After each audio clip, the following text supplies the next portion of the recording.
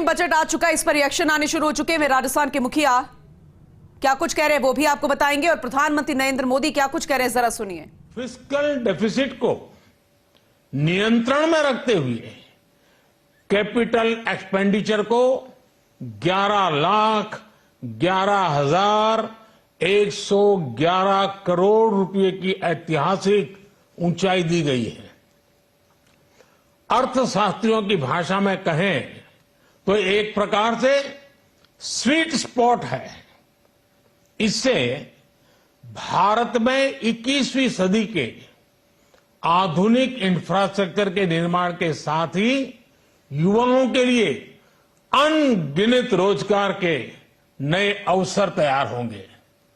Budget में Vande Bharat standard की 40,000 आधुनिक बोगियां बनाकर उन्हें सामान्य यात्री ट्रेनों में लगाने का ऐलान किया गया है। इससे देश के अलग अलग रेल रूट पर करोड़ों यात्रियों में आरामदायक यात्रा का अनुभव बढ़ेगा। साथियों, हम एक बड़ा लक्ष्य तय करते हैं, उसे प्राप्त करते हैं और फिर उससे भी बड़ा लक्ष्य अपने लिए तय करते हैं। गरीबों के लिए हमने गांवों और शहरों में 4 करोड़ से अधिक घर बनाए।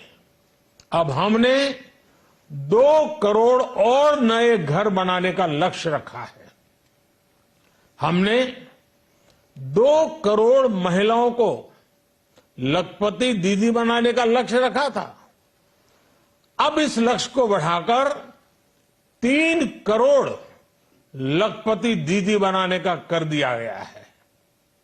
आयुष्मान भारत योजना ने गरीबों की बहुत मदद की है।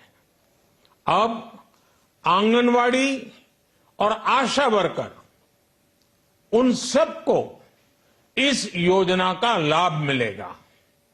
साथियों, इस बजट में गरीब और मध्यम वर्ग को एम्पावर करने, उनके लिए आय के नए अवसर बनाने पर भी बहुत जोर दिया गया है।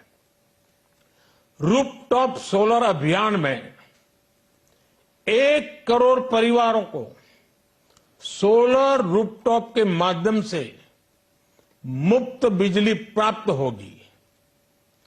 इतना ही नहीं, सरकार को अतिरिक्त बिजली बेचकर लोगों को 15 से 20 हजार प्रतिवर्ष की आय भी होगी,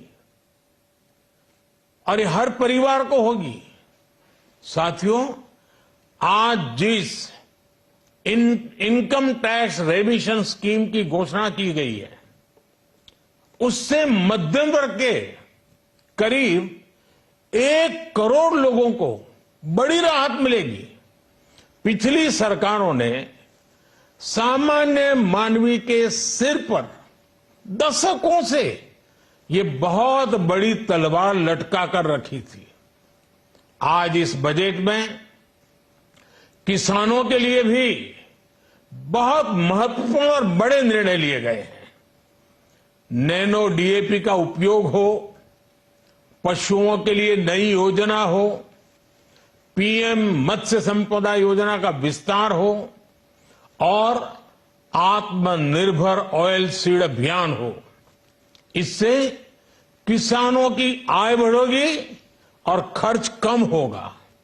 मैं एक बार फिर सभी देशवासियों को इस ऐतिहासिक बजट के लिए शुभकामनाएं देता हूं। बहुत बहुत धन्यवाद।